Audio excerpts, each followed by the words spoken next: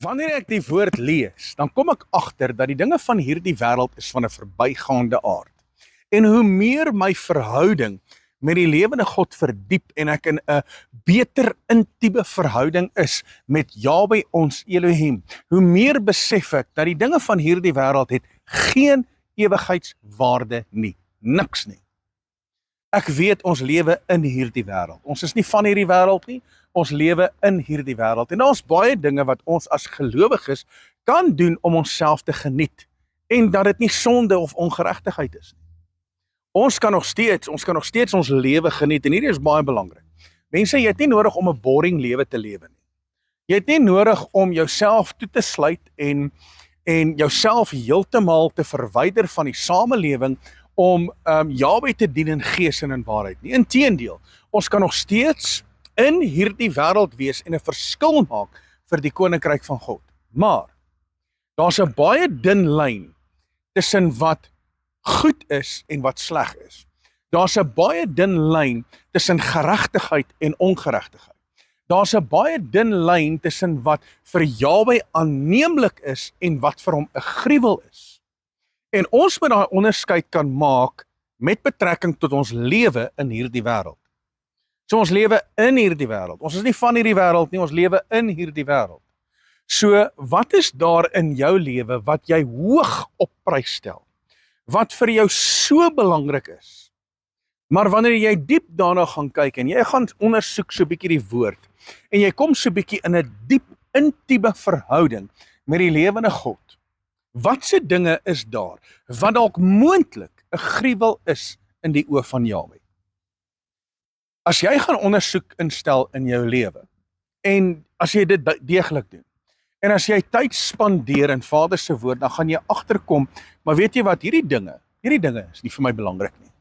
Dis nie vir my belangrik nie. Daar's mense wat dinge hoog op prys stel. Daar's mense wat hulle tyd, hulle energie, hulle fokus op dinge plaas wat eintlik 'n gruwel is vir die Skepper van hemel en aarde.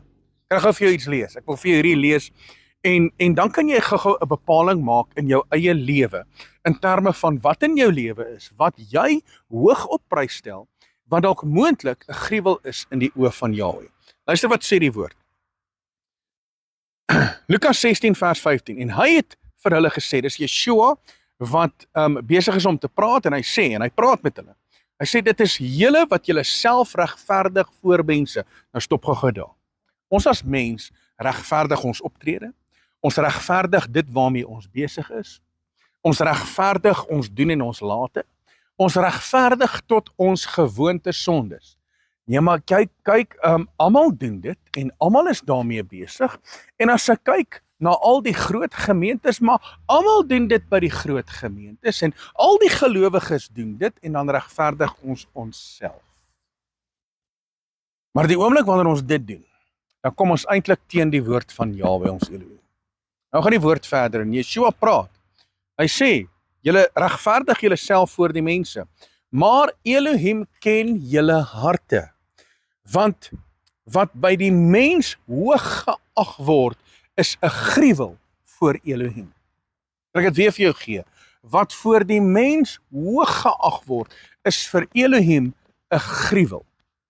Ek sê altyd, en ek doen hierdie toets in my eie lewe, ek sê altyd, as ek iets doen, en ek is besig met sekere dinge, of ek gaan iewers heen, of ek moet met dinge betrokke raak, dan vra ek myself die vraag af, kan dit waarmee ek besig is, kan dit wat ek nou doen, kan dit die lewende God verheerlik, ja of nee? En as die antwoord nee is, stop daarmee. Moet dit dan nie doen nie, moet dan nie betrokke raak nie. So, dis eintlik 'n baie maklike wyse om jou lewe in lyn te kry met die woord van God.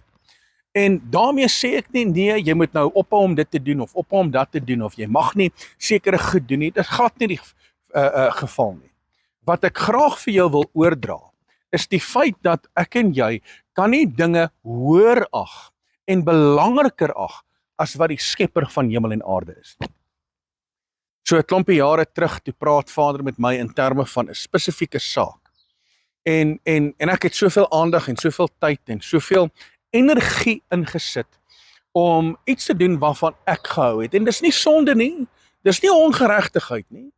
Dis maar net dinge wat hierdie wêreld jou bied wat genotlik is. Dis nie sonde nie. En Vader praat met my en hy sê vir my en hy praat met my spesifiek. Hy sê Rian, van daai goed eenkant toe, want hy is besig om jou tyd op te vat en hy is besig om jou aandag weg te vat van die woord. So hiermee wil ek vir jou hierdie boodskap gee sodat jy kan besef wat is daar in jou lewe wat jou tyd, jou aandag kom steel van die woord af. So ons ag dit baie hoog. Dis hoog in aansien in ons eie persoonlike lewe. Maar vir die lewende God is dit 'n gruwel. Dis 'n gruwel. Weet jy hoekom? Want dit steel ons tyd, steel ons energie, dit vat aan ons geld, dit vat aan ons lewenswyse en die oomblik wanneer ons nou moet fokus op wat Vader wil hê ons moet fokus, dan raak daai 'n probleem. En soveel mense het die woord verruil vir die dinge van hierdie wêreld. Soveel mense het die intieme verhouding met die Skepper van hemel en aarde verruil vir 'n bietjie genot en dit wat die wêreld bied. En ek kom agter dat en dis nou algemeen. Dis nou algemeen reg oor Suid-Afrika. Ek kom by baie mense en ek sien baie dinge. En die oomblik wanneer jy by 'n groepie mense is en jy sê, "Right, kom ons begin bid." Kom ons begin bid. Dan kom jy agter na 30 sekondes, 'n minuut en 'n half, dan hou die mense op bid. Dan besef ek maar, waar's mense se gebedslewe? Kan hulle nie meer bid nie? Het hulle nie die woorde om die lewende God te aanbid en om te bid nie? Want jy sien, ons kan vir 3 ure sit en rugby kyk. Ons kan vir 4 ure langs 'n sportveld sit. Ons kan vir 5 ure kan ons seepies kyk. Maar ons kan nie vir 2 minute bid nie. Dis 'n probleem. Dis 'n absolute probleem. Ons kan nie vir 'n uur lank of 2 ure in die gemeente kom en aandag gee aan die woord nie, want dan verloor ons aandag, maar ons kan vir 6 ure kan ons besig wees met die dinge van hierdie wêreld. Dis hoekom Vader sê in sy woord, julle ag dit hoog, julle stel dit hoog op prys. Maar eintlik vir die lewende God, vir die Skepper van hemel en aarde, is dit 'n gruwel. Weet jy hoekom? As ons maar net kan 6 ure lank bid, in steede daarvan om 6 ure lank TV te kyk. As om 6 ure lank op jou telefoon besig te wees, op sosiale media of wat ook al. As ons net eerder dit kan doen, want wat doen ons in ons lewe wat Vader behaag of verheerlik? So ek vra my vraag daai vraag af. So as ek 'n uur kan spandeer aan die dinge van hierdie wêreld wat genotlik is, wat nie sonde is nie, dan beteken dit ek moet dan 2 ure of 3 ure kan spandeer in Vader se teenwoordigheid. As ek 6 ure lank besig is met die dinge wat genotlik is van hierdie wêreld, dan beteken dit ek moet kan 12 ure spandeer om die lewende God te verheerlik. So waar's die balans? Ouens, waar's die balans? So ek praat met jou uit die woord uit, want Vader deel met ons hierdie dinge. Hy deel dit met jou, hy deel dit met my, hy praat met ons sodat ons verhouding met die Skepper van hemel en aarde kan verbeter. Dit moet verbeter. Ek moet nie besig wees met 'n verhouding in hierdie wêreld en ek is besig met sonde en ongeregtigheid of ek is besig met die plesier van hierdie wêreld wat dalk nie 'n sonde is nie, maar my verhouding met Jahwe ons Elohim ly skade. My kennis in terme van sy woord ly skade. Dan behoort ek mos my lewe in lyn te kry. Dan behoort ek mos die bepaling te maak van, weet jy, wat is daar wat belangrik is in my lewe? Is die wêreld meer belangrik of is die Skepper van hemel en aarde meer belangrik? En dis hoekom ek vra, ouens, hoe lyk ons lewe? Hoe lyk ons lewe vandag? Want dit wat jy insit is wat jy gaan uitkry. Ek en jy moenie verwag dat Vader moet die hemele oopskeer en hy moet wonderwerke doen as ons nie die tyd insit nie. As ons nie die ure in gebed insit nie. As ons nie die tyd spandeer in sy woord nie. Ons verwag dat ons bid 'n 2 minute gebed, maar Vader moet dit antwoord op 'n bo-natuurlike wyse en hy moet ingryp in ons lewe en hy moet bo oor al die ander dinge klim, al die sonde, al die ongeregtigheid en al die dinge wat ons hoog ag en die tyd wat ons spandeer aan die dinge van hierdie wêreld, hy moet bo oor dit klim om ons gebed van 2 minute te antwoord en ons moet dink, maar hy moet nou tevrede wees daarmee.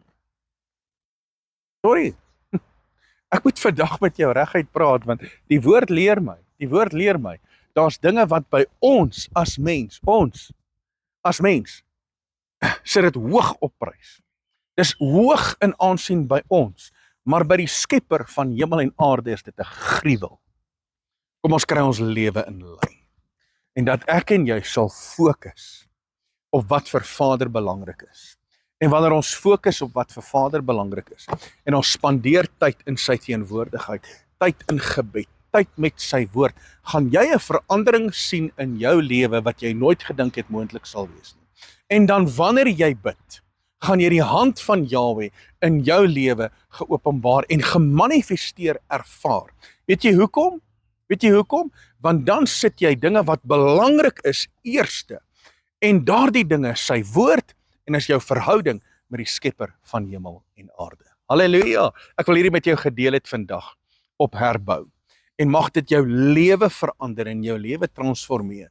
Dat jy sal weet dat die oomblik wanneer jy Vader eerste plaas, sal hy ingryp in jou lewe op 'n bo-natuurlike wyse. Halleluja. Nou ja, wees geseënd op hierdie pragtige Vrydag.